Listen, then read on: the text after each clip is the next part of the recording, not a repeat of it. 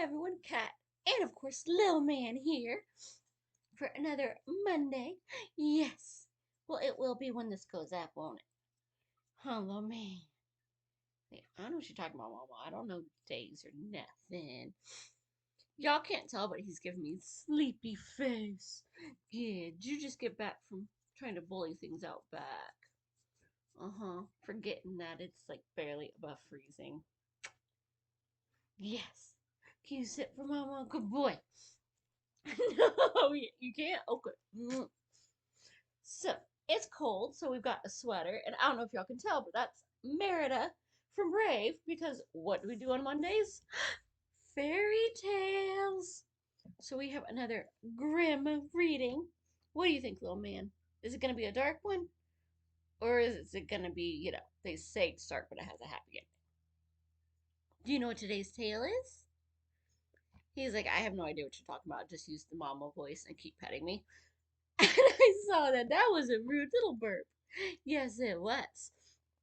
I don't even know what today's tale is. It is the Six Swans, story number 49 in here.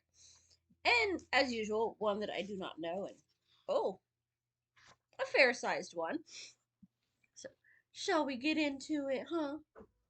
Yeah, let's get into it, little man. Once there was a king who was hunting in a vast forest. He began chasing a deer so intensely that none of his men could follow him. When evening drew near, he stopped, looked around him, and realized he was lost. And you know he's not going to ask for directions, even if that was an option. He searched for a way out of the forest, but was unable to find one. Then he caught sight of an old woman nodding her head back and forth and heading toward him. She was, however, a witch. Dear woman, he said to her, can you show me the way out of the forest? Well, there's a surprise twist. Oh, yes, your majesty, she answered. I certainly can, but on one condition. And if you don't fulfill it, you'll never find your way out of the forest, and you'll starve to death. Oh, yeah, you're just gonna give me your butt now. Silly boy. It's like, what kind of condition? Asked the king. I have a daughter, said the old woman, who is as beautiful as any maiden in the world. Indeed, she is worthy to be your wife. And if you make her your queen, I'll show you the way out of the forest. The king was so tremendously frightened that he consented, and the old woman led him to her little hut, where her daughter was sitting by the fire. The maiden greeted the king as though she had been expecting him, and he observed that she was very beautiful. Nevertheless, he did not like her, and he could not look at her without secretly shuddering.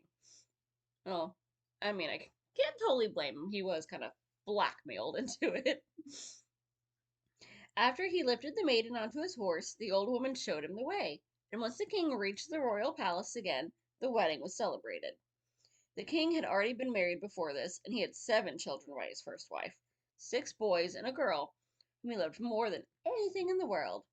Since he now feared that the stepmother might not treat them well, might even harm them, he brought them to a solitary castle in the middle of a forest.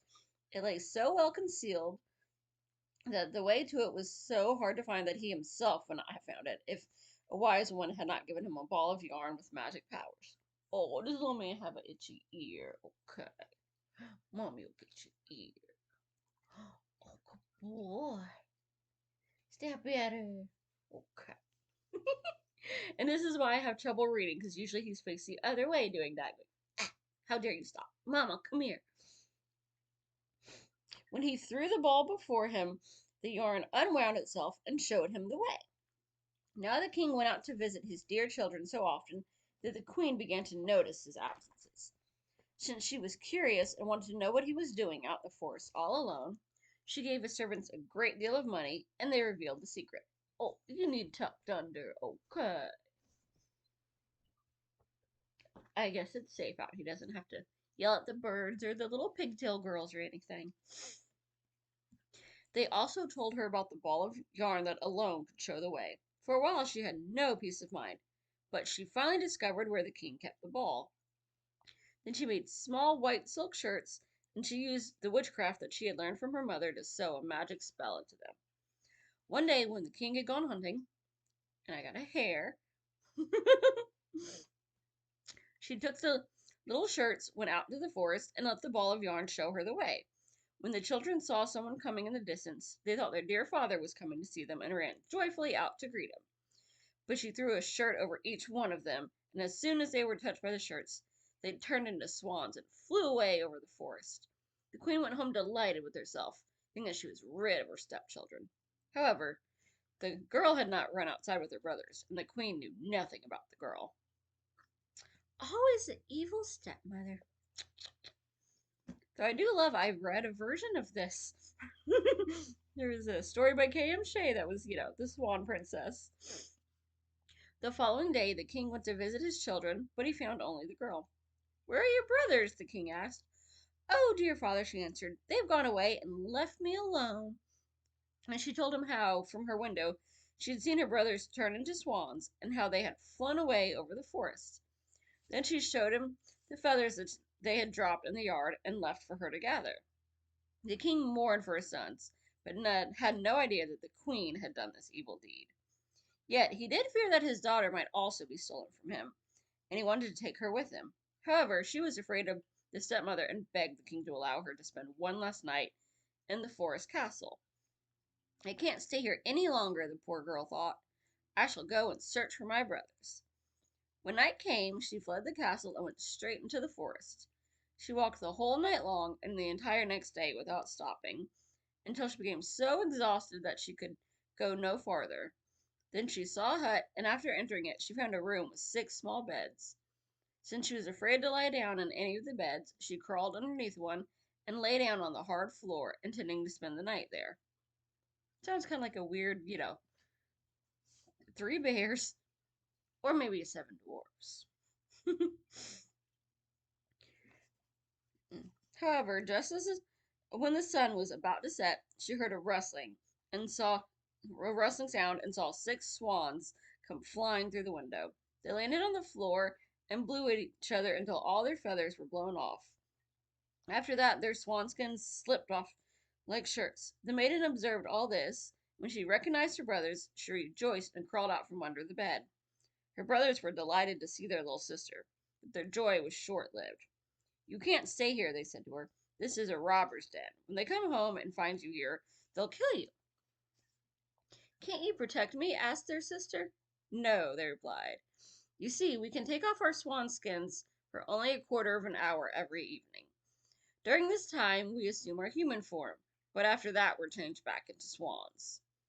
Their sister wept and asked, "Can't you be set free?" "We don't think so," they said. "The conditions are too hard. You'd have to go 6 years without speaking to anyone or laughing, and during this time you'd have to sew 6 little shirts for us made of asters. If just one single word were to fall from your lips, then all your work would be for naught." Nevertheless, the maiden decided to set her brothers free, even if it might cost her her life. She left the hut, went into the middle of the forest, climbed a tree, and spent the night there. The next morning she got down, gathered asters, and began to sew. She could not talk to anyone, nor did she have a desire to laugh. She just sat there and concentrated on her work. After she had spent a long time there, the king of the country happened to go hunting in the forest, and his huntsmen came to the tree where the maiden was perched. They called her and said, "Who are you?" She did not answer. "Come down to us," they said. "We won't harm you." She merely shook her head. When they continued to bother her with questions, she threw them her golden necklace and thought that would satisfy them. Yet they persisted. When she threw them her girdle, and when this did not work either, she threw down her garters, and little by little everything that she had on she could do without, and so she had nothing left but her little shift. Well, now they're just going to get other ideas, and she's really going to be in trouble. Still, the huntsmen did not let themselves be deterred by all this.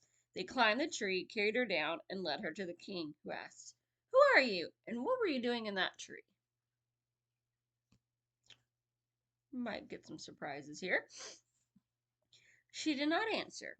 He tried questioning her in all the languages he knew, but she remained as silent as a fish. There's an inside joke there. Eventually, her beauty moved the king's heart, and he fell deeply in love with her. Oh, that is so creepy. He covered her with his cloak, lifted her onto his horse, and brought her to his castle. There he had her dressed in rich garments, and her beautiful features were as radiant as the day is bright. Still, it was impossible to get her to utter a single word. He had her sit next to him at the table, and her modest ways and polite manners pleased him so much that he said, "This maiden is the one I shall marry, and no other woman in the world except her." Well, I mean, it is royalty. That's not really that surprising. Within a few days, he married her, but the king had an evil mother who was dissatisfied with this marriage and spoke ill of the young queen. "That wench! Why won't she speak? Where does she come from? She's not worthy of a king." Grandma's supposed to be the one that likes the little girls. Jeez. It's just rude. A year later, when the queen gave birth to her first child, yep, definitely royalty, the old woman took the child away from her and smeared the queen's mouth with blood while she was asleep. Then the old woman went to the king and accused the young queen of being a cannibal. Well, the king refused to believe this and would not tolerate anyone harming his wife. Meanwhile, the queen continued to sit and sew the shirts and did not pay attention to anything else. The next time she gave birth to another handsome boy, and her wicked mother-in-law tried the same deception. But the king could not bring himself to believe the charges brought against his wife. But he has no problem hooking up with the woman who hasn't, consented one way or the other. Because, she hasn't said a single word. And on bench, neither one of them knows sign language. "She's too pious and good," he said. "She'd never do anything like that. If she could talk, she could defend herself, and her innocence would come to light." However, when the old woman stole the third newborn baby and accused the queen, who did not say one word in her own defense, the king could do nothing but hand her over to the court, which condemned her to death by fire. Better than continually, having your dad knock you up. The day came for the sentence to be carried out, but it was also the last day of the 6 years during which she had not been allowed to speak or laugh. Indeed, this meant that she had set her brothers free from the power of the magic spell. The 6 shirts were finished, except for the left sleeve of the last shirt. When the queen was led to the stake, she carried the shirts over her arm, and as she stood on the stack of wood and the fire about to be lit, she looked up and saw the 6 swans come flying through the air. Now she knew that her rescue was near at hand, and her heart jumped for joy. The swans swooped down and landed close by so that she could throw the shirts over them. As soon as the shirts touched them, the swanskins fell off, and her brother stood before her in the flesh. They looked handsome and vigorous. Only the youngest was missing his left arm, and he had a swan's wing on his shoulder instead. They embraced and kissed each other, and the queen went up to the king, who was quite stunned by all this. "Dearest husband," she said, "now I may speak and tell you that I'm innocent and was unjustly accused." She told him how the old woman had been deceiving him and had taken away her 3 children and hidden them. Then, to the king's great joy, the children were brought to him, and as punishment, the wicked mother-in-law was tied to the stake and burned to ashes. Thereafter, the king and queen, along with their 6 brothers, lived for many years in peace and happiness. But did they call the king Dad or Grandpa? Because, yeah, that's... I don't know how they were happy about that. Did they forget the whole, my wife and mother of 3 children is my youngest daughter? And clearly there's an age gap there. Them kings are disgusting. So, what did y'all make of that? And, I think I've actually already read y'all the next tale, so we'll have to figure out what's after that. Ooh. Yay! When I started doing this, I wasn't necessarily reading the whole thing. I was just like, hey, these are like my favorite, classics. The Disney movies have some, princesses in here. Not all of them, but some of them. So I started off reading, the well-known ones. But we finally got to one of those, so now we'll have to skip. What do you think's coming up after this? Drop a line, let me know, and I will see you soon. Bye. Happy reading.